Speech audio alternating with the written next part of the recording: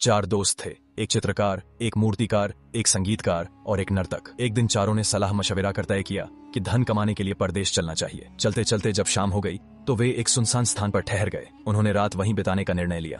तय हुआ कि इलाका वीरान है, इसलिए रात के 4 पहरों में बारी बारी से पहरा देंगे। सबसे पहले पहरा देने की बारी मूर्तिकार के लड़के की आई। बाकी तीनों सो गए और वह पहरेदारी करने लगा। बैठे बैठे उसकी नजर पास पड़ी गीली मिट्टी पर गई। उसने सोचा, क्यों न कुछ काम कर लिया जाए, नींद भी दूर हो जाएगी। उसने अपने औजार निकाले और उस मिट्टी को तराशने लगा। पहला पहर समाप्त होते होते उसने उस मिट्टी से एक सुंदर स्त्री की मूर्ति बना दी। फिर उसने चित्रकार के लड़के को जगाया और खुद सो गया।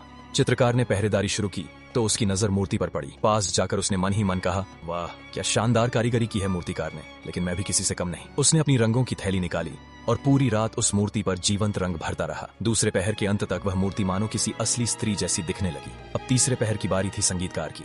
चित्रकार ने उसे जगाया और सो गया। संगीतकार ने मूर्ति को देखा तो चौंक गया। इतनी रात में जंगल में यह स्त्री जैसी दिखने वाली कौन है, कहां से आई? उसने आवाज दी पर कोई उत्तर नहीं मिला। पास जाकर उसने देखा कि वह असली स्त्री नहीं बल्कि मूर्ति है। वह तुरंत समझ गया कि यह मूर्तिकार और चित्रकार की कला का मेल है। उसने सोचा, मैं भी कुछ कम नहीं। उसने अपनी वीणा उठाई और रात भर मधुर राग छेड़ता रहा। उसकी धुनों से ऐसा लगा मानो मूर्ति में चेतना जागने लगी हो। चौथे और अंतिम पहर में नर्तक की बारी थी। संगीतकार ने उसे जगाया और सो गया। नर्तक ने भी मूर्ति देखी और सोचा, जंगल के बीच यह नारी कहां से आई? पास जाकर देखने पर वह भी समझ गया कि यह मित्रों की कला है। उसने मुस्कुराकर कहा, लगता है सब मिलकर मेरी परीक्षा लेना चाहते हैं। फिर उसने अपनी तांत्रिक नृत्य विद्या का प्रयोग किया, जिसमें लय और मंत्र का संगम था। चौथे पहर के अंत में मूर्ति सचमुच जीवित हो गई और धीरे धीरे नृत्य करने लगी। सुबह होते ही बाकी तीनों मित्र भी उठ गए। सामने खड़ी सुंदर युवती को देखकर उन्होंने नर्तक से पूछा, यह कौन है? नर्तक ने पूरी घटना बताई और कहा, इस मूर्ति में मैंने प्राण डाले हैं, इसलिए यह मेरी पत्नी बनेगी। मूर्तिकार बोला, नहीं मित्र, इसे मैंने बनाया है, इसलिए इस पर मेरा अधिकार है। चित्रकार ने कहा, मैंने इसे रंग कर सुंदर बनाया है,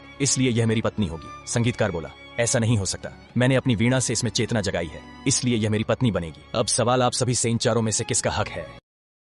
चार दोस्त थे, एक चित्रकार, एक मूर्तिकार, एक संगीतकार और एक नर्तक। एक दिन चारों ने सलाह मशविरा कर तय किया कि धन कमाने के लिए परदेश चलना चाहिए। चलते चलते जब शाम हो गई तो वे एक सुनसान स्थान पर ठहर गए। उन्होंने रात वहीं बिताने का निर्णय लिया। तय हुआ कि इलाका वीरान है, इसलिए रात के 4 पहरों में बारी बारी से पहरा देंगे। सबसे पहले पहरा देने की बारी मूर्तिकार के लड़के की आई। बाकी तीनों सो गए और वह पहरेदारी करने लगा। बैठे बैठे उसकी नजर पास पड़ी गीली मिट्टी पर गई। उसने सोचा, क्यों न कुछ काम कर लिया जाए, नींद भी दूर हो जाएगी। उसने अपने औजार निकाले और उस मिट्टी को तराशने लगा। पहला पहर समाप्त होते होते उसने उस मिट्टी से एक सुंदर स्त्री की मूर्ति बना दी। फिर उसने चित्रकार के लड़के को जगाया और खुद सो गया।